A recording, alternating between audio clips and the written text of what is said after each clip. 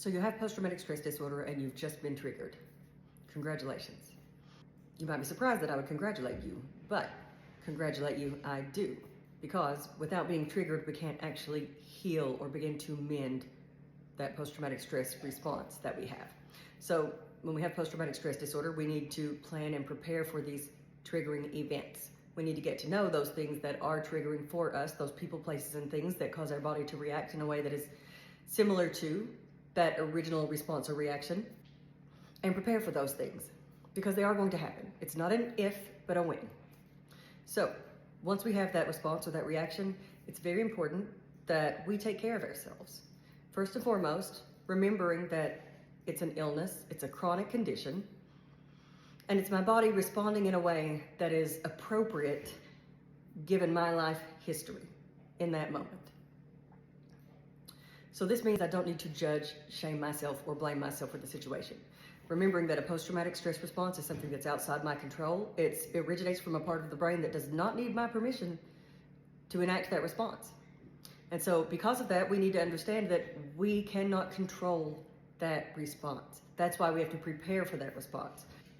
Because if I tell myself the next time I'm exposed to this trigger, I'm not going to respond that way, I'm probably setting myself up for failure.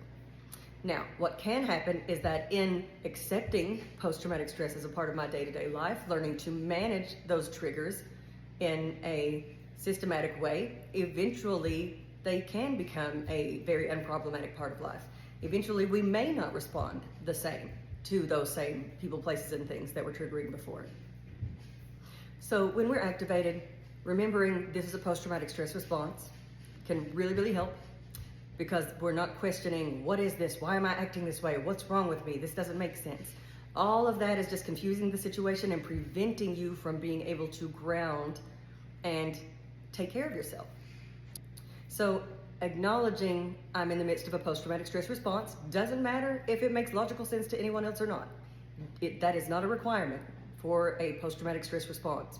It does not have to make logical sense. So let's just go ahead and get that out of the way. So how do we take care of ourselves? One, by acknowledging that this is a post-traumatic stress response, being compassionate with ourselves instead of judgmental, shaming, and blaming. So I'm going to compassionately acknowledge this is a response because of something I experienced in my life. This is my body doing what it needs to do. And then we allow space and time for this to cycle its way out. I may engage in self-soothing activities during this time, things that are comforting to me. And step one to soothing ourselves is, what am I saying to myself? How do we soothe another person? Often it's with our words. We may first use our words. It's going to be okay. You're okay. What words are you using in response to yourself? Are they soothing? If they're not self-care. So self-care, engaging in compassionate, soothing interactions with myself. So talking to myself in a way that's comforting and soothing. This is a post-traumatic stress response. This is really hard, but you can get through it. I know it doesn't feel good, but we know that we've had these experiences before and they have passed, so this one will pass. I just need to give it time to pass. And then we give ourselves the space, grace, and time to do that. The best that we can, given our very busy lives. I want to be very clear here. While I am encouraging compassionate response and understanding of our history, reassuring and acknowledging that we aren't responsible for the traumatic event that happened to us, I'm not saying that it's okay for us to harm other people in that post-traumatic stress response. It's not okay for me to harm someone else out of my trauma from being harmed from someone else. And that should never be used as justification or as reason to excuse or justify any kind of abusive behavior, whether it be emotionally abusive behavior, verbally abusive behavior, physically abusive behavior, sexually abusive behavior. It's not a justification for abusive behavior. And if my post-traumatic stress response is significant or severe enough that I could harm another person, then I really need to think about how close in relationship with others is it safe for me to be?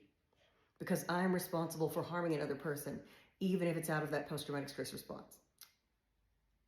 Now, there are certain ways to deal with that. We can empower those around us to know when to step away and what to do when we are activated in that way, giving them full permission, taking responsibility for my trauma and my trauma responses means that I take responsibility for the potential of what could happen And I let other people in my life know that that's the potential and give them permission to take care of themselves in that moment.